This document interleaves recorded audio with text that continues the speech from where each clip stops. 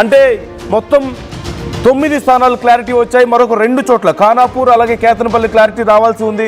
9లో 7 స్థానాలని కాంగ్రెస్ కైవసం చేసుకుంది. 2 చోట్ల మాత్రమే బీఆర్ఎస్ గెలిచినటువంటి పరిస్థితి కనపడుతోంది. ఇంద్రేశం, ఇబ్రహీంపట్నం బీఆర్ఎస్ విజయం సాధించింది. కేతనపల్లి, ఖానాపూర్ ఈ 2 స్థానాల్లో ఇంకా క్లారిటీ రావాల్సి ఉంది. మొత్తం 94 గెలిచింది కాంగ్రెస్. మనం చూస్తూనే ఉన్నాం. 94 కాంగ్రెస్ గెలిచింది, బీఆర్ఎస్ 19, బీజేపీ 1 గెలిచినటువంటి పరిస్థితి. 114లో 94 కాంగ్రెస్ గెలిచింది. బీఆర్ఎస్కి ఒక్క నంబర్ పెరగడాన్ని, ఇంతకుముందు 18 ఇప్పుడు 19 అవడాన్ని మనం చూస్తున్నాం. ఇప్పుడు ఇబ్రహీంపట్నంలో సైతం బీఆర్ఎస్ గెలిచినట్లుగా తెలుస్తోంది. మొత్తం మీద ఇంద్రేశం, ఇబ్రహీంపట్నం ఈ రెండిట్లో బీఆర్ఎస్ తన పట్టు నిలుపుకోగలిగడాన్ని మనం చూడొచ్చు. కానీ మొత్తం 9 క్లారిటీ వస్తే 7 చోట్ల బీఆర్ఎస్ ఓటమి పాలైంది. కేవలం 2 చోట్ల మాత్రమే గెలిచినటువంటి పరిస్థితి. 7 చోట్ల కాంగ్రెస్ తమ అభ్యర్థులను గెలిపించుకోగలిగింది. కాంగ్రెస్ తమ పీఠాలని నిలబెట్టుకోగలిగింది. సో వరుసగా మనం చూడొచ్చు. డోర్నకల్ కాంగ్రెస్ గెలిచింది, తొర్రూరు కాంగ్రెస్ గెలిచింది, జనగామ కాంగ్రెస్ గెలిచింది. 3 కూడా వరుసగా. అలాగే సంగారెడ్డి, ఇంద్రేశం బీఆర్ఎస్ గెలవడాన్ని మనం చూసాం. జహీరాబాద్లో కాంగ్రెస్ గెలవడాన్ని మనం చూస్తున్నాం. ఇక మరోవైపు ఇబ్రహీంపట్నం బీఆర్ఎస్ గెలిచింది. ఇలా వరుసగా ఇక ఖానాపూర్ అలాగే కేతనపల్లి క్లారిటీ రావాల్సి ఉన్నటువంటి పరిస్థితి మనకు కనపడుతోంది. సో ఈ రెండింటిలో ఎప్పటిలోపు క్లారిటీ వస్తుంది. ఇబ్రహీంపట్నంలో ఏం జరిగింది అనేది కూడా మనం తెలుసుకుందాం. డీటెయిల్స్ ప్రజెంట్ అక్కడ సిచ్యువేషన్ ఏంటో మనం తెలుసుకునే ప్రయత్నం చేద్దాం. మా ప్రతినిధి రవి నాయక్ మనతో జాయిన్ అవుతున్నారు. రవి నాయక్ మరికొద్ది క్షణాల్లో మనతో జాయిన్ అవ్వబోతున్నారు. ఈ నేపథ్యంలో అక్కడ పరిస్థితి ఏంటో మనం తెలుసుకోబోతున్నాం. ఏం జరిగింది, ఇబ్రహీంపట్నంలో ఎలా బీఆర్ఎస్ తన కైవసం చేసుకోగలిగింది అనేది మనం తెలుసుకోబోతున్నాం. తొర్రూరులో శ్రవణ్ చైర్మన్గా ఉన్నారు, రజనీ వైస్ చైర్మన్గా ఉన్నారు. డోర్నకల్లో కొండేటి రాధాకృష్ణ చైర్మన్గా ఉన్నారు, వైస్ చైర్మన్గా లావణ్య ఉన్నారు. కాంగ్రెస్ కైవసం చేసుకుంది. ఇక జనగామలో పెడకంటి బాలమణి చైర్మన్గా ఉంటే పర్వతాలు అక్కడ వైస్ చైర్మన్గా ఉన్నారు.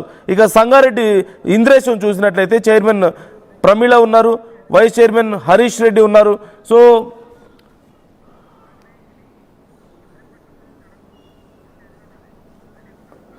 సో ఆదిలాబాద్ వ్యాప్తంగా ఫలితాలకు సంబంధించి డీటెయిల్స్ మనం తెలుసుకుందాం. రవినాయక్, సో ఓవరాల్ డీటెయిల్స్ ఏంటి?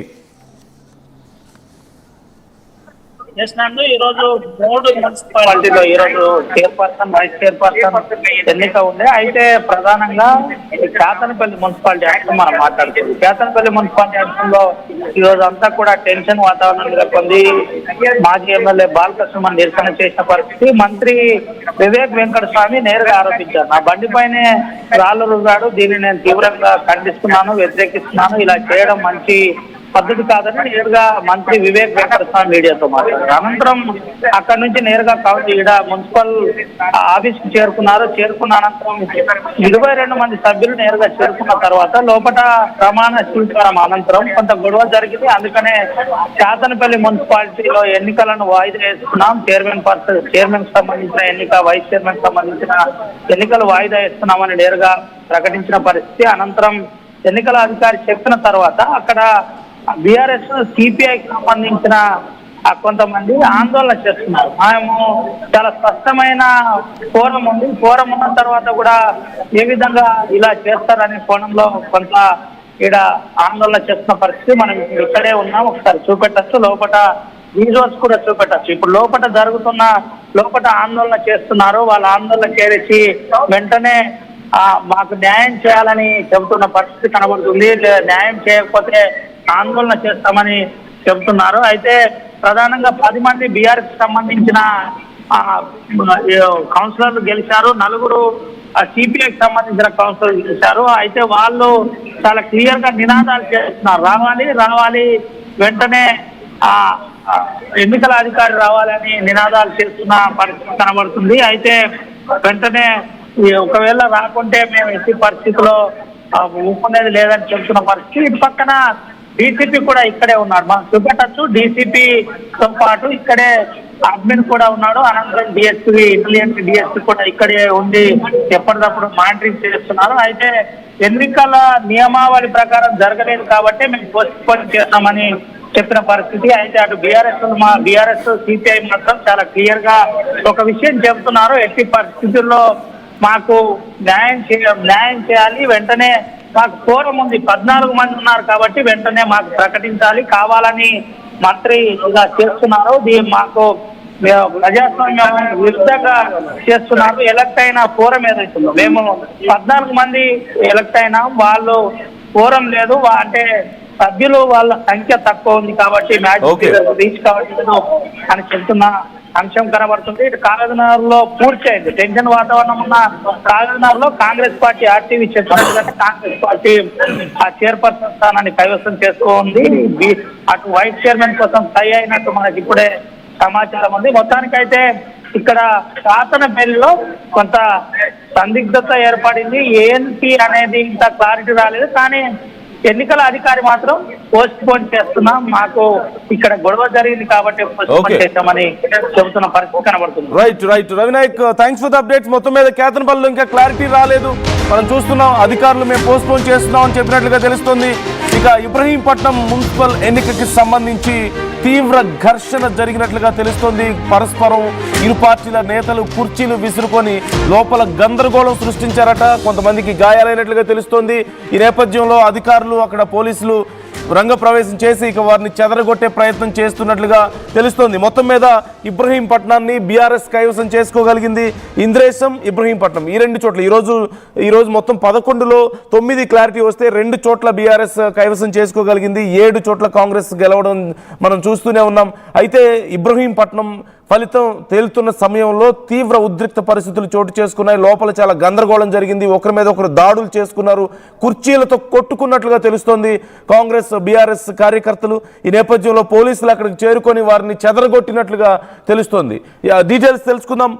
మనం మధు జాయిన్ అవుతున్నారు, మా ప్రతినిధి మధు. లోపల పెద్ద గొడవ జరిగిందని, ఒకరి మీద ఒకరు కుర్చీలతో దాడులు చేసుకున్నారంటూ తెలుస్తోంది. ఏం జరిగింది లోపల, ఎలా జరిగింది, అధికారులు ఎలా కంట్రోల్ చేయగలిగారు, ఫైనల్ గా ఈ ఫలితాన్ని ఎలా నిర్ణయించగలిగారు? ఎగ్జాక్ట్లీ నిన్న నుంచి కాస్త ఉద్రిక్తత ఉంది ఇబ్రహీంపట్నంకి సంబంధించినటువంటి మున్సిపల్ చైర్మన్ పీఠం కోసం. ఎందుకంటే కాంగ్రెస్ తర్వాత బీఆర్ఎస్ మధ్య తీవ్రమైనటువంటి పోటీ ఉన్నటువంటి పరిస్థితి. సంఖ్యాపరంగా చూస్తే మున్సిపల్ ఎన్నికల్లో బీఆర్ఎస్ కి 13 మెజారిటీ ఉంది. కౌన్సిలర్లు 13 మంది బీఆర్ఎస్ తరఫు నుంచి గెలిస్తే ఇబ్రహీంపట్నంలో, కాంగ్రెస్ నుంచి 8 మంది గెలిచారు, బీజేపీ నుంచి 2, ఒక ఇండిపెండెంట్ ఉన్నారు. అదే కాంగ్రెస్ దీన్ని కైవసం చేసుకునేటువంటి ప్రయత్నం కొనసాగింది. నిన్న ఆల్రెడీ మున్సిపల్ కార్యాలయం పైన రాళ్లతో దాడి చేశారు, పోలీసు వాళ్ళని పట్టుకున్నారు. ఈ రోజుకి వాయిదా వేశారు. ఈ రోజుకి సంబంధించి ఈ రోజు అనుకున్నట్టుగానే మధ్యాహ్నం లోపల క్లారిటీ వస్తుంది అనుకున్నారు. సో ఆఫ్టర్ లంచ్ తర్వాత కొంచెంసేపటి క్రితం క్లారిటీ వచ్చింది. గందరగోళ పరిస్థితి, ఒకరిపైన ఒకరు చైర్లు విసురుకున్నట్టుగా తెలుస్తోంది, గాయాలయ్యాయి. ఇది బీఆర్ఎస్ కి 13 మెజారిటీ ఉంది, కాంగ్రెస్ కి 8, బీజేపీ 2 కలుపుకున్న 10, ఇండిపెండెంట్ కలుపుకుంటే 11.